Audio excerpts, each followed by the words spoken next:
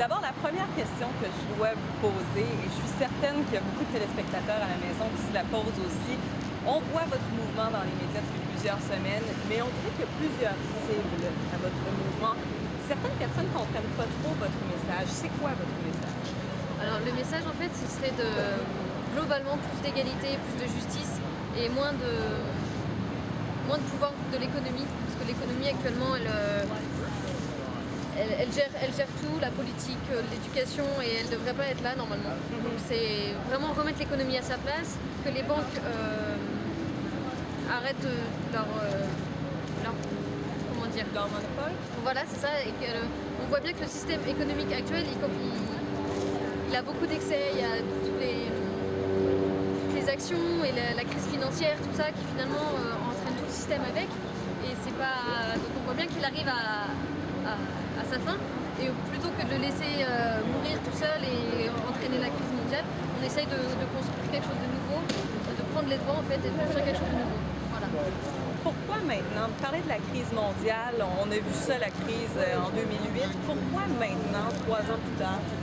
Parce que je pense que c'est un mouvement qui était en puissance justement depuis un certain temps, qui a pris de la force en 2008, et finalement c'est plein de petites initiatives qui sont montées à droite, à gauche, et là finalement c'est un ras-le-bol général et tout se cristallise autour de ce mouvement-là. Ça a commencé avec les révolutions arabes et en Espagne avec le mouvement des indignés, puis après ça a gagné Wall Street, et donc maintenant c'est partout dans le monde. Voilà.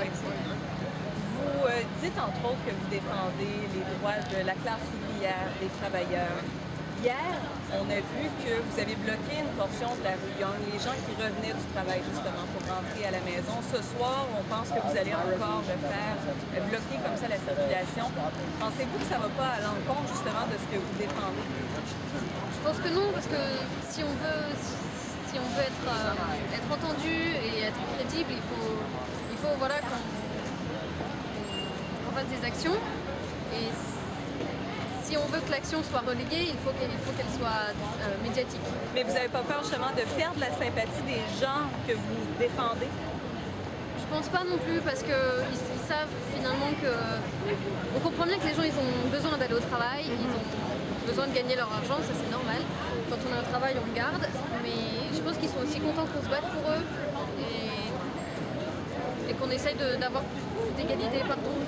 On voit, on est tout près de Bay Street, vous ciblez entre autres les banquiers. Est-ce que vous avez développé un dialogue avec les gens de Bay Street? Parce qu'on est tout près, est-ce qu'il y en a qui veulent vous voir? Ça, j'en ai aucune idée.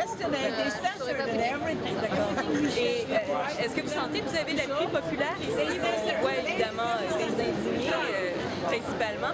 Mais est-ce qu'il y a des gens, des passants qui viennent vous voir et qui vous appuient? Oui, beaucoup. Ouais, on a beaucoup de gens qui viennent demander ce qui se passe, pourquoi on est là, même quand on est dans les marches, quand on fait des manifestations mobiles.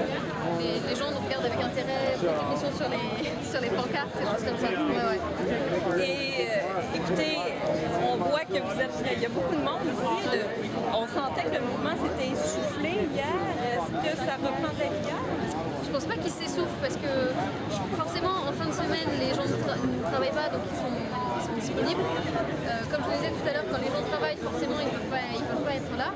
Mais il y a une vraie solidarité qui est en place, et les gens ils font des allers-retours entre leur travail et ici, donc c'est pour ça que visuellement il y a moins de monde, mais je pense qu'il n'y a pas moins de mobilisation. Et vous semblez de plus en plus organisé. J'ai vu une tente là-bas, ça semble être un restaurant. Il y a une clinique médicale en quelque sorte.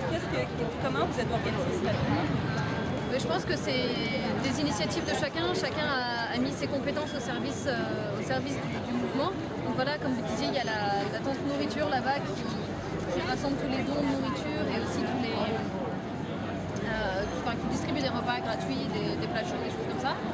Il y a toute la tente logistique qui regroupe un peu tous les besoins, tente, duvet, choses comme ça. La tente média justement qui permet de communiquer via Facebook, via tous les médias possibles.